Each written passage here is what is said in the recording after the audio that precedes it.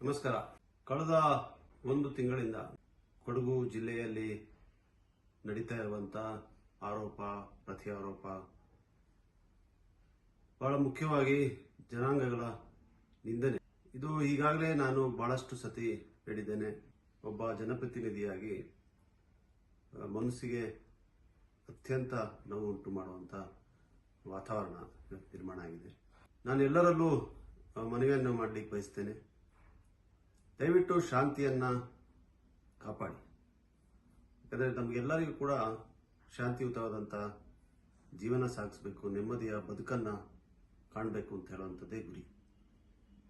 ನಾನು ಮಾಧ್ಯಮದ ಮೂಲಕ ವಿನಂತಿ ಮಾಡಲಿಕ್ಕೆ ಬಯಸ್ತೇನೆ ಮತ್ತು ಒಂದು ಪ್ರಸ್ತಾವನೆಯನ್ನ ಕೂಡ ಹೇಳಲಿಕ್ಕೆ ಬಯಸ್ತಾ ಇದ್ದೇನೆ. ಎರಡೂ ಜನಾಂಗದ ನಾಯಕರು, ಅದು ಅರೆಭಾಷೆ ಹಾಗೂ ಕೊಡವರು ಜನಾಂಗದ ನಾಯಕರು, ಫೆಡರೇಷನ್ನ ಅಧ್ಯಕ್ಷರು ಮತ್ತು ವಿವಿಧ ಅಧಿಕೃತವಾಗಿ ಸ್ಥಾಪಿತವಾಗಿರುವಂತಹ ನೈಜ ಸಂಘಟನೆಗಳ ಮುಖಂಡರು ಜೊತೆಗೆ ಸೇರಿ ಸಂಧಾನದ ಮೂಲಕ, ಮಾತುಕತೆ ಮೂಲಕ ಇದನ್ನ ಬಗೆಹರಿಸೋದು ಸೂಕ್ತ. ಇದನ್ನ ಬಗೆಹರಿಸಲಿಕ್ಕೆ ಮತ್ತು ಈ ಸಂಧಾನದಲ್ಲಿ ಭಾಗಿಯಾಗಲಿಕ್ಕೆ ನಾನು ಕೂಡ ತಯಾರಾಗಿದ್ದೇನೆ. ತಾವೆಲ್ಲರೂ ಜೊತೆ ಸೇರಿದರೆ ನಾನು ಕೂಡ ಬಂದು ಇದನ್ನು ಶಾಂತಿಯುತವಾಗಿ ಒಂದು ಶಾಶ್ವತವಾಗಿ ಪರಿಹರಿಸಲಿಕ್ಕೆ ಪ್ರಾಮಾಣಿಕ ಪ್ರಯತ್ನ ಮಾಡಲಿಕ್ಕೆ ಮುಂದಾಗಲಿಕ್ಕೆ ನಾನು ತಯಾರಾಗಿದ್ದೇನೆ ಅಂತ ಕೂಡ ಇವತ್ತು ಹೇಳಲಿಕ್ಕೆ ಬಯಸ್ತಾ ಇದ್ದೇನೆ. ಬಹಳ ಮುಖ್ಯವಾಗಿ ಕೊಡಗು ಜಿಲ್ಲೆಯಲ್ಲಿ 7 ಲಕ್ಷಕ್ಕಿಂತ ಹೆಚ್ಚು ಜನಸಂಖ್ಯೆ ವಾಸವಾಗಿರ್ತಾರೆ. ಅದು ಕೇವಲ 1 ಅಥವಾ 2 ಜನಾಂಗಗಳಿಗೆ ಸೀಮಿತವಾದಂಥ ಜಿಲ್ಲೆ ಅಲ್ಲ.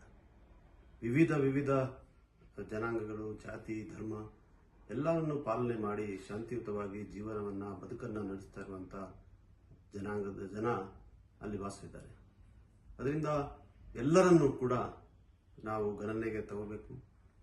ಅಲ್ಲಿ ದಲಿತರಿರ್ಬೋದು, ಪರಿಶಿಷ್ಟ ಜಾತಿ ಇರ್ಬೋದು, ಪರಿಶಿಷ್ಟ ಪಂಗಡ, ಮಲಯಾಳಿ ಮಾತಾಡುವಂಥವ್ರಿರ್ಬೋದು, ಮುಸಲ್ಮಾನರಿರ್ಬೋದು, ಕ್ರೈಸ್ತರಿರ್ಬೋದು, ಜೈನು, ಬೌದ್ಧ ಧರ್ಮ ಎಲ್ಲವನ್ನ, ಹಿಂದುಳಿದ ವರ್ಗದವರಿರ್ಬೋದು, ಅನೇಕ ಸಣ್ಣ ಕೊಡವ ಭಾಷೆ ಮಾತಾಡುವಂಥ ಭಾಷಿಕ ಸಮಾಜದವರು ಇರ್ಬೋದು, ಇವರೆಲ್ಲರೂ ಕೂಡ ಶಾಂತಿಯನ್ನ, ನೆಮ್ಮದಿಯನ್ನ ಕಾಪಾಡಿಕೊಂಡು ಅಲ್ಲಿ ತಮ್ಮ ಬದುಕನ್ನು ಕಟ್ಕೊಂಡು ಬಂದಿದ್ದಾರೆ. ದಯವಿಟ್ಟು ನಾನು ಮತ್ತೊಮ್ಮೆ ಮನವಿಯನ್ನು ಮಾಡಲಿಕ್ಕೆ ಬಯಸ್ತೇನೆ. ಎಲ್ಲರ ಶಾಂತಿಯನ್ನ ತೊಂದರೆ ಮಾಡುವಂಥ ರೀತಿಯಲ್ಲಿ, ಕೆದಕುವಂಥ ರೀತಿಯಲ್ಲಿ ಯಾರೂ ಕೂಡ ವರ್ತಿಸಬಾರದು.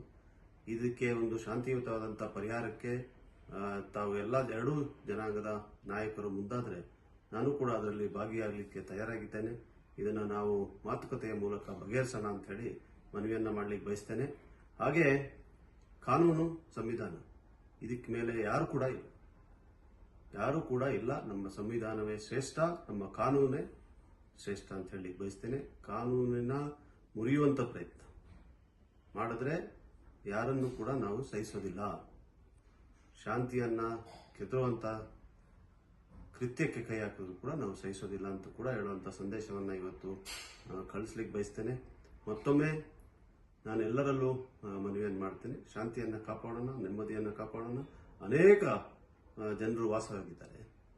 ಅದರಿಂದ ಈ ಸಮಸ್ಯೆಯನ್ನ ಬೇರೆಯವರ ಸಮಸ್ಯೆ ಕೂಡ ಆಗಿ ಇವತ್ತು ಉದ್ಭವ ಆಗಿದೆ. ಇದನ್ನು ಬಗೆಹರಿಸೋದು ಸೂಕ್ತ. ದಯವಿಟ್ಟು ಈ ಪ್ರಕ್ರಿಯೆಗೆ ಎಲ್ಲರೂ ಕೂಡ ಮುಂದಾಗಿ ಅಂತ ಕೇಳಿಕೊಂಡು ನಮ್ಮಲ್ಲಿ ಮನವಿಯನ್ನು ಮಾಡಲಿಕ್ಕೆ ಬಯಸ್ತೇನೆ. ನಮಸ್ಕಾರ.